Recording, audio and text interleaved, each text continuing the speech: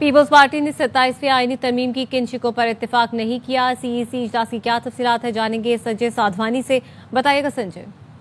جی بالکل، Pakistan Peoples party کی جانب سے آرٹیکل 160 کی شق 3A جو وفاق کی جانب سے تجویز کی گئی تھی، اس میں ترمیم جسے اتفاق نہیں کیا گیا۔ یہ شق NFC کے تحت صوبوں کی شیئر کم کرنے کے حوالے سے تھی، جس میں سے کسی شق پر اتفاق نہیں کیا گیا۔ پاکستان پیپلز پارٹی کی جانب سے صوبائی خود مختاری کے جو متعلق شیڈولز ہیں 2 اور 3، ان کو ریورٹ کرنے کے لیے وفاق کی جانب سے جو تجویز دی گئی تھی، جس میں تعلیم اور آبادی کے سبجیکٹ وفاق کے ماتحت ہونے تھے، اس میں سے کسی شخص میں شق سے بھی اتفاق نہیں کیا گیا۔ چیف الیکشن کمشنر کی تعیناتی کے متعلق وفاق کی تجویز تھی کہ آرٹیکل 213 میں ترمیم کی جائے، جس سے بھی اتفاق نہیں کیا گیا۔ پیپلز پارٹی کی جانب سے اس ترمیم کی بھی مخالفت کی گئی جو وفاق کی جانب سے تجویز کی گئی تھی۔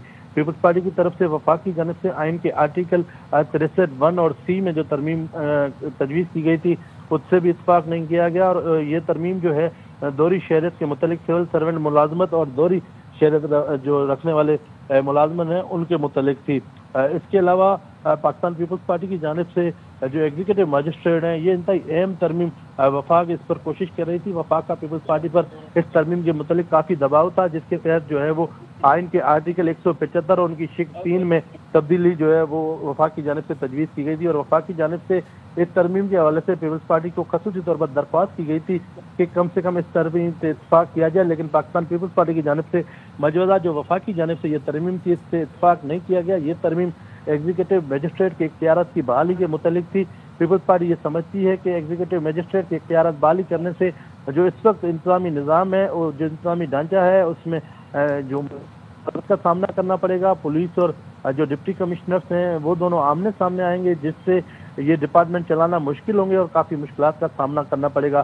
تو لگ بھگ 6 ایسی آرٹیکل کی ترامیم تھیں جو وفاق کی جانب سے پیپلز پارٹی کو تجویز کی گئی تھیں، جن میں سے پاکستان پیپلز پارٹی نے ان شقوں سے اتفاق نہیں کیا ہے۔ پاکستان پیپلز پارٹی نے صرف 3 شقوں سے اتفاق کیا ہے۔ پیپلز پارٹی آئین کے آرٹیکل 243 سے وفاق کی جو تجویز کردہ تمام شقیں ہیں ان میں ترمیم سے پیپلز پارٹی نے حمایت کی ہے۔ اس کے علاوہ پیپلز پارٹی نے آئین کے آرٹیکل 200 کے تحت ججز کی ٹرانسفر ہے، اس سے جو ہے وہ جزوی اتفاق کیا ہے، لیکن پیپلز پارٹی نے اس میں ایک شرط رکھی ہے کہ جو متعلقہ ججز ہیں وہ جوڈیشل کمیشن میں پیش ہوں گے، اور جس ہائی کورٹ میں متعلقہ جج کا ٹرانسفر ہوگا، اس ہائی کورٹ کے چیف جسٹس اور جس ہائی کورٹ سے ججز کا ٹرانسفر ہونا ہے، اس ہائی کورٹ کے چیف جسٹس کی اس میں اگر حمایت ہوگی تو یہ چیف جسٹس کے ٹرانسفر ہو سکتے ہیں۔ اس کے علاوہ پاکستان پیپلز پارٹی نے آئینی عدالتوں کے متعلق جو وفاق کی تجویز تھی، جو آئین کے آرٹیکل 191 جو اس وقت آئینی بینچز جس کے تحت قائم ہے، اس کو ختم کر کے نیا آرٹیکل جو ہے وہ وفاق کی جانب سے ایک تجویز کیا گیا تھا،